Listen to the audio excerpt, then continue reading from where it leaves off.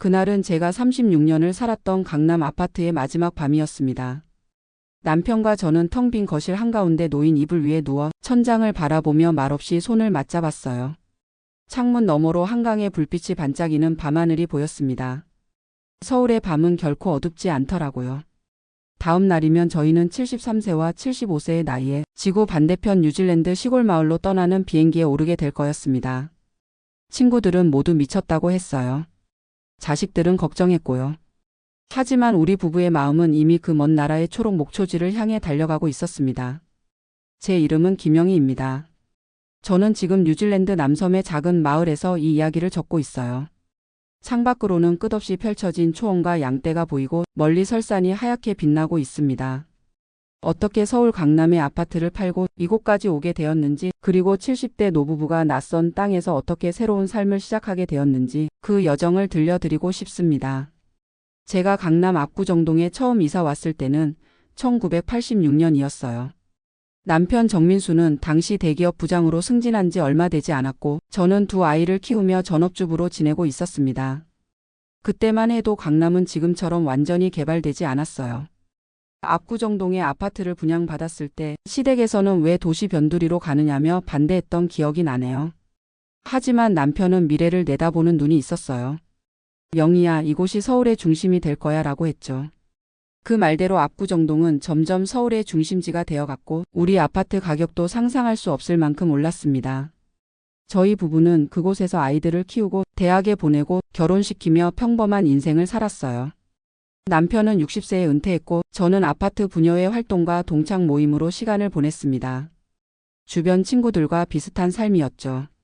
그러던 2023년 봄 남편이 갑자기 심근경색으로 쓰러졌어요. 다행히 골든타임 안에 병원에 도착해 생명에는 지장이 없었지만 그 사건은 우리 부부의 인생을 완전히 바꿔놓았습니다. 중환자실에서 사흘을 보낸 후 남편이 제게 처음 한 말은 영희야, 우리 뭔가 다르게 살아볼까? 였어요.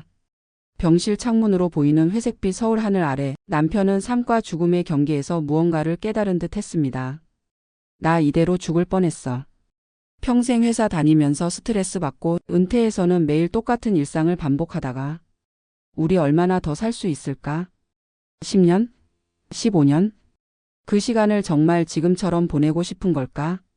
그날 밤 저는 집으로 돌아와 우리의 아파트를 새롭게 바라보게 되었어요. 36년간 살아온 익숙한 공간인데 갑자기 너무 답답하게 느껴졌습니다. 창문 밖으로는 빽빽하게 늘어선 아파트 단지와 불빛들, 그리고 끊임없이 들려오는 도시의 소음. 이것이 남은 인생을 보내고 싶은 곳인가 하는 의문이 들었어요. 남편이 퇴원한 후 우리는 진지하게 앞으로의 삶에 대해 이야기를 나누기 시작했습니다. 처음에는 제주도나 강원도 같은 국내 이주를 생각했어요.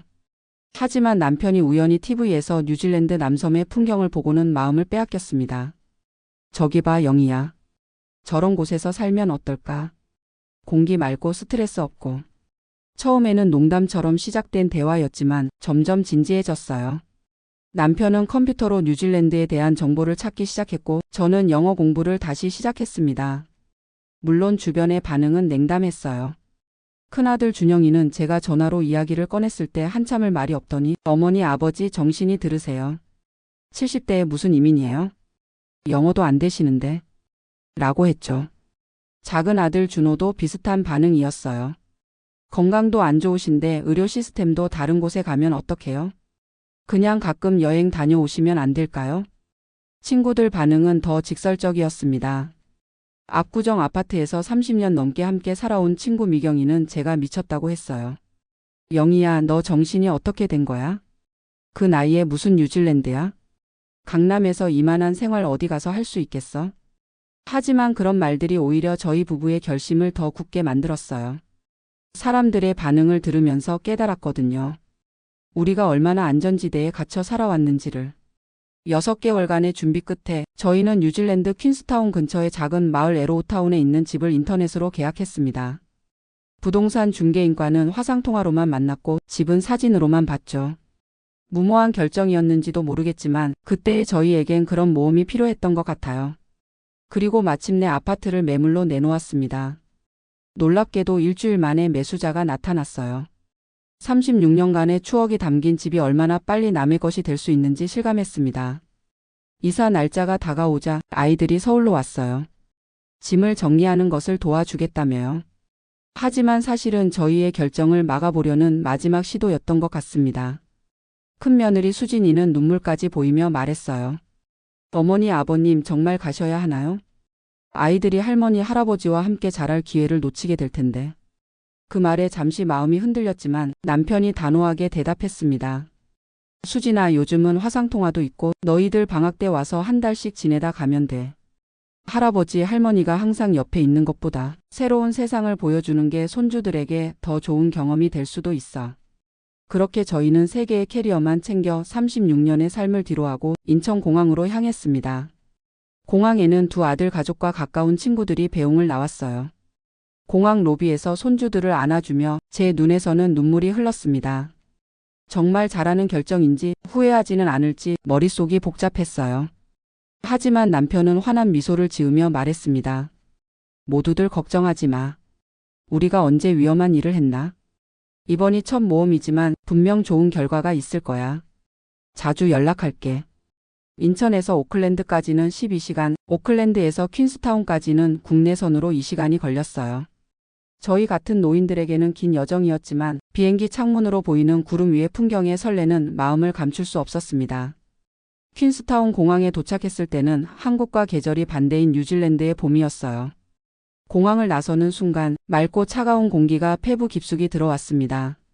멀리 보이는 설산과 에메랄드 빛 호수는 마치 그림 같았어요. 영희야, 우리 정말 잘 왔어. 남편의 눈에는 오랜만에 보는 생기가 돌았습니다. 공항에서 렌트카를 빌려 에로우타운으로 향했습니다. 남편은 한국에서도 운전을 자주 했지만 뉴질랜드는 좌측 통행이라 처음에는 많이 긴장했어요. 저는 옆에서 계속 오른쪽이 아니라 왼쪽 차선이에요. 라고 소리쳤고 남편은 알아 하며 조심스럽게 운전했습니다. 25분쯤 달려 도착한 에로우타운은 19세기 골드러시 시대의 모습을 간직한 작은 마을이었어요. 메인 스트리트에는 아기자기한 상점들과 카페들이 있었고 마을 전체가 아름다운 나무들로 둘러싸여 있었습니다. 우리가 산 집은 마을에서 조금 떨어진 곳에 위치한 작은 통나무 집이었어요. 주변으로는 끝없이 펼쳐진 초원과 멀리 보이는 산맥, 그리고 바로 앞에는 작은 개울이 흐르고 있었습니다. 집 열쇠는 부동산 중개인이 현관문 옆 비밀번호 금고에 넣어두었다고 했어요. 떨리는 마음으로 비밀번호를 누르자 금고가 열렸고 안에는 열쇠와 함께 웰컴 투 요 누홈 미스터 언드 미시즈 정글엠이라고 적힌 카드가 있었습니다. 집 안으로 들어서자 인터넷에서 봤던 것보다 훨씬 아늑하고 따뜻한 느낌이 들었어요. 거실에는 큰 창문이 있어 밖의 풍경이 한눈에 들어왔고 벽 난로도 있었습니다. 민수 씨, 우리 정말 여기서 살게 되는 거예요? 제가 물었을 때 남편은 창밖을 바라보며 깊은 숨을 들이쉬었어요. 그래, 영희야. 이제 여기가 우리 집이야. 노을 지는 저 산맥이 보이지? 매일 저걸 보면서 살 거야. 그날 밤 시차 적응이 안 돼서 둘 다 잠을 이루지 못했어요. 침대에 누워 이국적인 새소리와 개울물 흐르는 소리를 들으며 서울에서의 삶과 얼마나 다른지 실감했습니다. 서울에서는 항상 차 소리, 사람 소리로 시끄러웠는데 여기는 이렇게 조용하네요. 제가 말했어요. 응, 이제 우리도 이 자연의 일부가 되는 거야. 남편이 대답했습니다. 다음 날 아침 해가 뜨자 저희는 집 주변을 둘러보기로 했어요. 마당은 생각보다 넓었고 뒤편으로는 작은 텃밭도 있었습니다. 여기다 상추랑 고추도 심고 깻잎도 길러볼까? 제가 말하자 남편은 웃으며 고개를 끄덕였어요. 그럼 나는 저쪽에 감자랑 양파를 심어볼게. 한국에서는 아파트 베란다에 화분 몇 개 놓는 게 전부였는데 여기서는 진짜 농사를 지을 수 있겠어. 오후에는 마을로 나가 필요한 물건들을 사기로 했습니다. 작은 슈퍼마켓에 들어가자 외국인인 저희를 본 직원이 친절하게 다가왔어요. 무엇을 도와드릴까요? 저는 준비해온 영어 문장을 더듬더듬 말했습니다. 저희는 방금 이사 왔어요. 기본적인 물건들이 필요해요. 직원은 밝게 웃으며 천천히 알아듣기 쉽게 말해 주었어요. 에로우타운에 오신 것을 환영합니다. 어디서 오셨어요? 한국이요. 남한이요. 오, 멋지네요. 퀸스타운에 한국 가족들이 몇 있어요. 제가 안내해 드릴게요. 그렇게 저희는 첫 장보기를 성공적으로 마쳤습니다.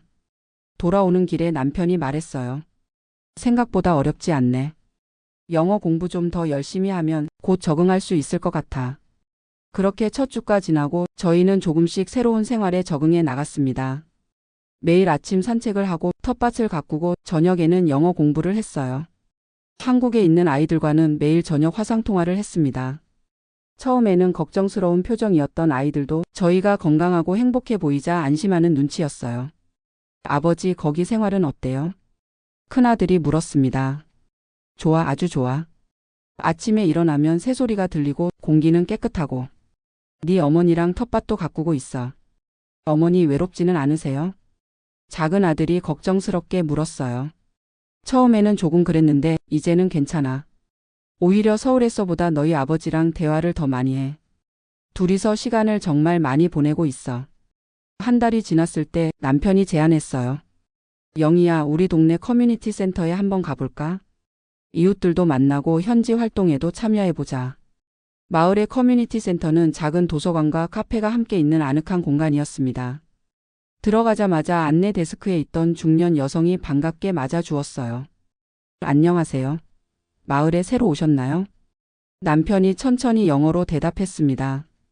네, 한 달 전에 한국에서 이사 왔어요. 정말 좋네요. 저는 사라 커뮤니티 코디네이터예요. 새로 오신 분들을 위한 활동이 많아요. 주간 가드닝 클럽에 참여하실래요? 시니어 요가 수업도 있어요. 저희는 서로 얼굴을 보며 웃었어요. 가드닝 클럽과 요가 수업 둘 다 신청했습니다. 다음 날 첫 가드닝 클럽 모임에 나갔어요. 10명 정도의 지역 주민들이 모여 있었고 대부분은 저희처럼 은퇴한 부부들이었습니다. 처음에는 언어 장벽 때문에 대화가 쉽지 않았지만 다들 천천히 말해주려고 노력했고 특히 데이비드와 마가렛이라는 부부는 저희에게 특별히 친절했어요. 2년 전에 한국을 방문했어요. 음식이 정말 좋았고 사람들이 너무 친절했어요. 데이비드의 말에 저희는 너무 반가웠습니다. 그는 한국에서 먹었던 불고기와 김치를 아직도 잊지 못한다고 했어요. 언젠가 한국 음식을 요리해 드릴게요. 제가 용기를 내어 말하자 마가렛이 박수를 치며 좋아했습니다. 정말 멋질 거예요. 저희가 이 근처에서 가장 좋아하는 하이킹 코스도 보여드릴게요. 그날 저녁 집으로 돌아오는 길에 남편이 말했어요. 영희야, 우리가 잘 왔어. 서울에서는 나이 들면 점점 세상이 좁아지는 것 같았는데 여기서는 오히려 넓어지는 것 같아. 저도 같은 생각이었습니다. 서울에서는 매일 같은 사람들을 만나고 같은 대화를 나누고 같은 장소를 다녔는데 이곳에서는 모든 것이 새로웠어요. 3개월이 지나자 저희는 어느 정도 마을 생활에 적응했습니다. 이웃들과 인사를 나누고 지역 행사에 참여하고 심지어 마을 축제준비위원회에도 들어갔어요. 데이비드와 마가렛은 진짜 친구가 되었습니다. 주말마다 서로의 집에서 식사를 하거나 근처 와이너리를 방문하거나 하이킹을 다녔어요. 한 번은 제가 김치와 불고기, 잡채를 준비해서 그들을 초대했는데 너무 좋아해서 레시피를 알려달라고 했습니다. 영희, 이 김치 정말 훌륭해요. 한국에서 먹었던 것보다 훨씬 좋네요. 마가렛의 말에 제 마음이 뿌듯했어요. 서울에서는 그저 평범한 주부였던 제가 이곳에서는 한국 문화의 전파자가 된 것 같았습니다. 하지만 모든 것이 순탄했던 것은 아니에요. 4개월째 되던 날 남편이 갑자기 가슴 통증을 호소했습니다. 심근경색 재발이 걱정되어 급히 퀸스타운 병원으로 갔어요. 병원에서는 다행히 심각한 상황은 아니라고 했지만 저희의 의료보험 상황과 언어 문제로 복잡한 상황이 벌어졌습니다. 해외 방문자 보험 청구를 위해 이 양식들을 작성하셔야 합니다. 간호사가 건넨 서류들을 보며 당황했어요. 영어로 된 복잡한 의료 용어들이 가득했거든요. 그때 옆에 있던 다른 간호사가 물었습니다. 통역사가 필요하신가요? 한인 커뮤니티 서비스에 연락할 수 있어요. 그렇게 저희는 퀸스타운에 살고 있는 한인 교민 이수연 씨의 도움을 받게 되었습니다. 그녀는 20년 전에 뉴질랜드로 이민 와서 현지 병원에서 행정직으로 일하고 있었어요. 아이고, 어르신들 여기서 무슨 일 있으셨어요? 걱정 마세요. 제가 다 도와드릴게요. 이수연 씨 덕분에 보험 청구도 무사히 해결되었고 남편도 안정을 찾았습니다. 그녀는 퀸스타운에 있는 한인 커뮤니티를 소개해 주었어요. 한 달에 한 번씩 한인의 모임이 있어요. 다들 어르신들 같은 분들을 만나면 정말 반가워하실 거예요. 이번 주말에 한번 오세요. 그렇게 저희는 퀸스타운 한인회를 알게 되었고 한국 음식도 먹고 한국말로 대화할 수 있는 새로운 창구가 생겼습니다. 이수연 씨는 또한 뉴질랜드의 의료 시스템에 대해서도 자세히 설명해 주었어요. 여기는 ACC라고 사고보상제도가 있어서 사고로 인한 부상은 거의 무료로 치료받을 수 있어요. 그리고 65세 이상이면 많은 의료 혜택이 있고요. 이 경험을 통해 저희는 현지 의료 시스템에 대한 이해도 넓히고 긴급 상황에 대비한 계획도 세우게 되었습니다. 6개월이 지나자 어느새 뉴질랜드의 여름이 찾아왔어요. 기온은 한국보다 훨씬 선선했고 습도도 낮아서 쾌적했습니다. 텃밭에서는 토마토와 상추, 호박이 무럭무럭 자라고 있었고 남편이 심은 감자도 수확할 때가 되었어요. 영희야, 우리가 직접 기른 채소로 저녁 먹자. 남편은 마치 어린아이처럼 신이 나서 감자를 캐고 있었습니다. 그날 저녁 저희는 텃밭에서 수확한 채소들로 비빔밥을 만들어 먹었어요. 남편은 한 입 먹더니 감탄했습니다. 이게 진짜 행복이구나. 내가 직접 기른 채소로 만든 음식을 먹는 거. 서울에서는 상상도 못했던 일이야. 저도 같은 생각이었어요. 서울에서는 모든 것을 사서 먹었지만 이곳에서는 직접 재배한 채소로 요리하는 기쁨을 알게 되었습니다. 식사 후 남편과 저는 집 앞 테라스에 앉아 별을 바라봤어요. 오염되지 않은 하늘에는 셀 수 없이 많은 별들이 빛나고 있었습니다. 서울에서는 별을 이렇게 많이 본 적이 없는 것 같아요. 제가 말했어요. 그래, 도시의 불빛 때문에 하늘의 별을 볼 수 없었지. 근데 생각해보니 우리도 그랬던 것 같아. 너무 바쁘게 살다 보니 주변의 아름다움을 볼 여유가 없었어. 남편의 말에 깊은 공감이 갔습니다. 서울에서의 삶은 항상 무언가에 쫓기는 듯 했어요. 더 좋은 학군으로 이사할까? 아이들 학원은 어디로 보낼까? 퇴직 후에는 무슨 재테크를 할까? 하지만 이곳에서는 그런 경쟁과 비교에서 벗어나 순간순간을 온전히 느끼며 살고 있었습니다. 7개월째 되던 날 한국에서 두 아들 가족이 방문했어요. 방학을 맞은 손주들과 함께였습니다. 공항에서 그들을 만났을 때 손주들은 저희를 보자마자 달려와 안겼어요. 할머니, 할아버지. 10살 손녀 민지와 8살 손자 준우, 그리고 작은 아들 부부의 6살 딸 소율이. 아이들의 웃음소리가 저희 집에 가득 차는 순간이 너무 행복했습니다. 아이들은 넓은 마당과 텃밭, 그리고 개울에 완전히 매료되었어요. 서울 아파트에서는 경험할 수 없었던 자연과의 교감이 아이들에게는 신세계였나 봅니다. 할아버지, 이 물고기는 뭐예요? 준우가 개울에서 발견한 작은 물고기를 가리키며 물었어요. 할아버지도 잘 모르겠는데. 함께 도서관에 가서 알아볼까? 이렇게 손주들과 함께하는 시간은 또 다른 즐거움이었습니다. 아이들은 자연 속에서 뛰어놀며 새로운 것들을 발견했고 저희는 그들의 호기심 어린 눈을 통해 세상을 다시 보는 기분이었어요. 큰아들 준영이는 처음에는 걱정스러운 표정이었지만 저희의 생활을 직접 보고 안심하는 듯 했습니다. 어머니, 아버지 정말 행복해 보이세요. 솔직히 처음에는 반대했지만 지금은 정말 잘하신 결정이라고 생각해요. 그의 말에 남편이 웃으며 대답했어요. 그래, 처음에는 우리도 두려웠어. 하지만 가끔은 안전지대를 벗어나는 모험이 필요한 것 같아. 특히 우리 나이에는. 작은 아들 준호도 깊이 공감하는 눈치였습니다. 아버지, 어머니 덕분에 저도 많이 생각하게 됐어요.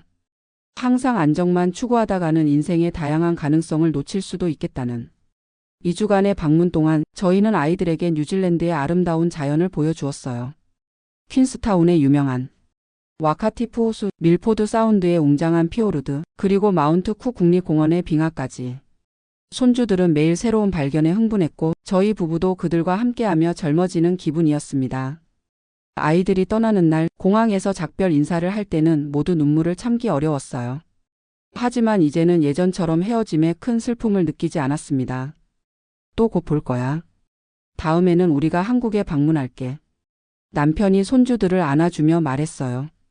아이들이 떠난 후 저희 집은 다시 조용해졌지만 그 고요함이 이제는 외로움이 아닌 평화로 느껴졌습니다. 시간이 지날수록 저희는 이 작은 마을에 더 깊이 뿌리내리고 있었어요. 이웃들과의 관계도 더욱 돈독해졌고 영어 실력도 조금씩 나아지고 있었습니다. 1년이 되어 가던 어느 날 마을 커뮤니티 센터에서 연례 문화 축제 계획 회의가 있었어요. 회의 중에 마을 대표인 존이 저희에게 제안을 했습니다. 민수와 영이 올해 축제에서 한국 문화를 소개하는 부스를 맡아주면 어떨까요? 여러분의 전통 음식이나 의상, 춤 같은 것들을 마을 사람들에게 보여주는 거죠. 저희는 서로 얼굴을 마주 보며 웃었어요. 이것은 저희가 이 공동체의 일원으로 완전히 받아들여졌음을 의미했거든요. 물론이죠. 기쁘게 맞겠습니다. 한국의 김치 만들기 체험과 한복 입어보기 그리고 전통 부채춤도 보여드릴 수 있을 것 같아요. 준비 기간 동안 저희는 한국에서 필요한 재료와 도구들을 보내달라고 아이들에게 부탁했어요. 퀸스타운 한인회의 도움도 받아 풍성한 한국 문화체험 부스를 준비했습니다. 축제 당일 저희 부스는 마을 사람들로 북적였어요. 아이들은 한복을 입어보며 즐거워했고 어른들은 김치 만들기에 열중했습니다. 제가 가르쳐준 간단한 부채춤을 마을 아이들이 배워 공연까지 하게 되었어요. 그들이 꽃받침 모양의 손동작을 따라 하는 모습이 어찌나 귀여웠던지.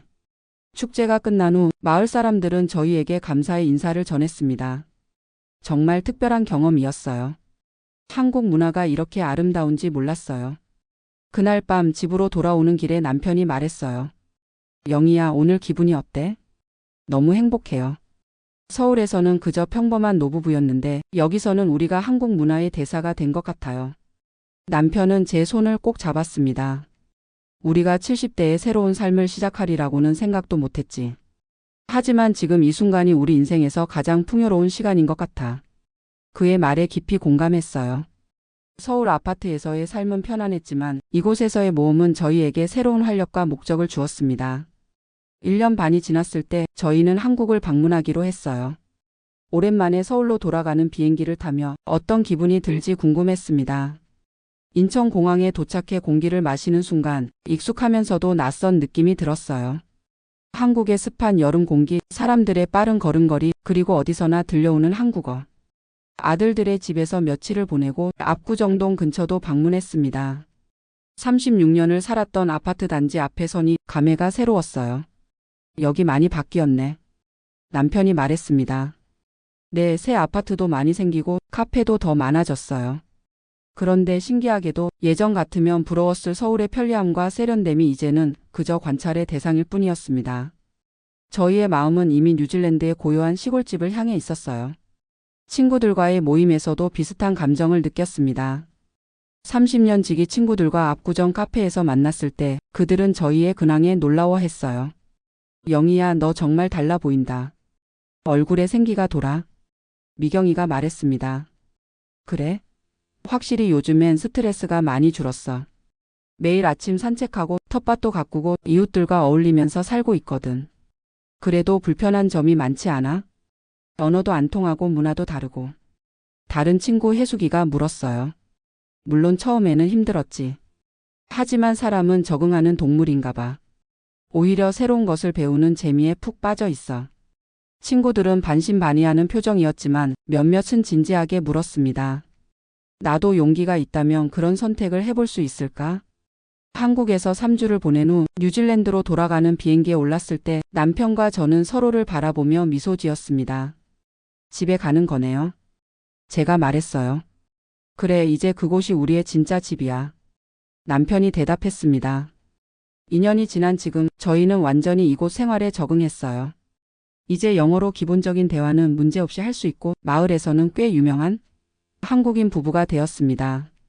텃밭은 더 넓어졌고 한국에서 가져온 고추와 깻잎 씨앗도 잘 자라고 있어요. 데이비드와 마가렛은 물론 더 많은 현지 친구들이 생겼습니다. 주말에는 종종 퀸스타운 한인회 모임에 참석하고 한국에서 온 젊은 워킹홀리데이 친구들에게 집에서 기른 채소도 나눠주곤 해요. 남편의 건강도 많이 좋아졌습니다.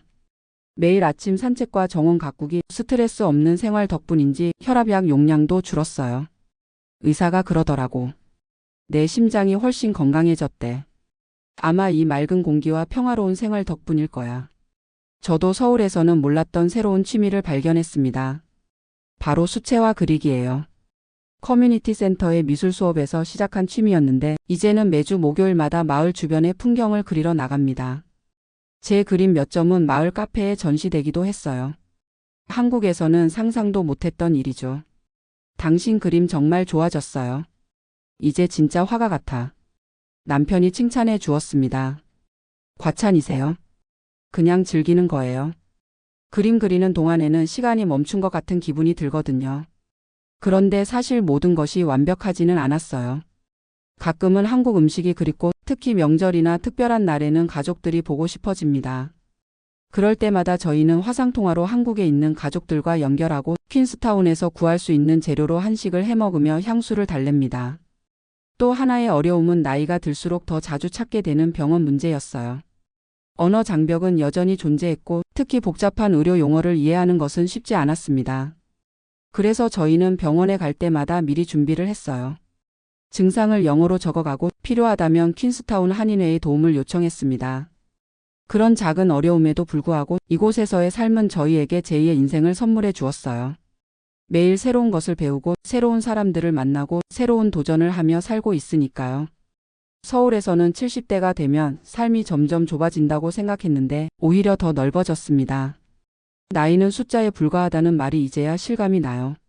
얼마 전에는 마을의 초등학교에서 한국 문화를 소개해달라는 요청을 받았어요. 아이들 앞에서 한글의 과학적 원리와 한국의 전래동화를 영어로 설명하는 제 모습을 상상이나 해봤겠어요.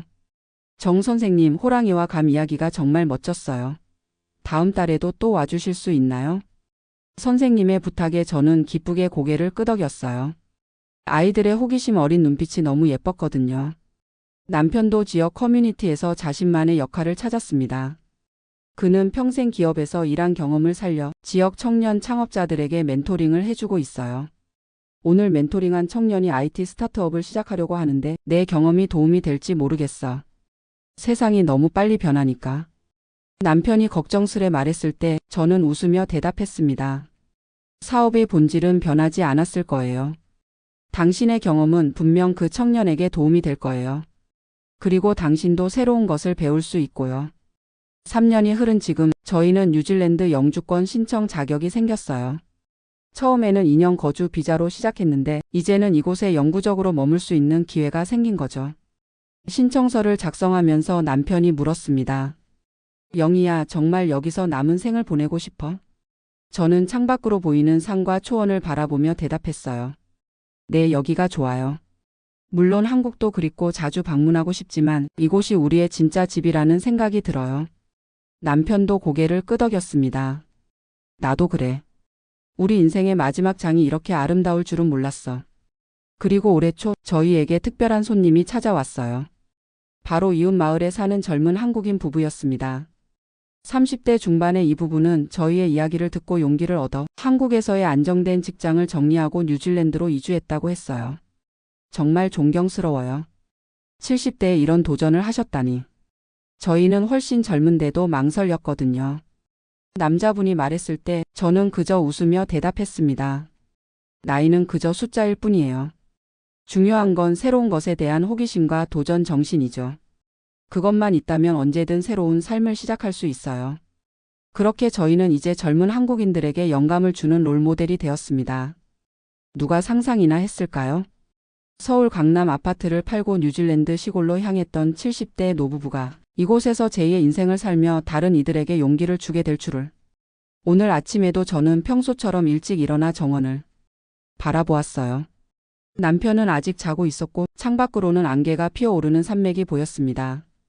커피 한 잔을 들고 테라스에 앉았을 때 문득 서울에서의 삶이 머나먼 이야기처럼 느껴졌어요. 마치 다른 인생을 살았던 것처럼요. 그때 남편이 나와 제 옆에 앉았습니다. 아침부터 무슨 생각을 그렇게 해? 그냥 우리가 얼마나 멀리 왔는지 생각하고 있었어요. 거리상으로도 그렇고 인생의 여정으로도요.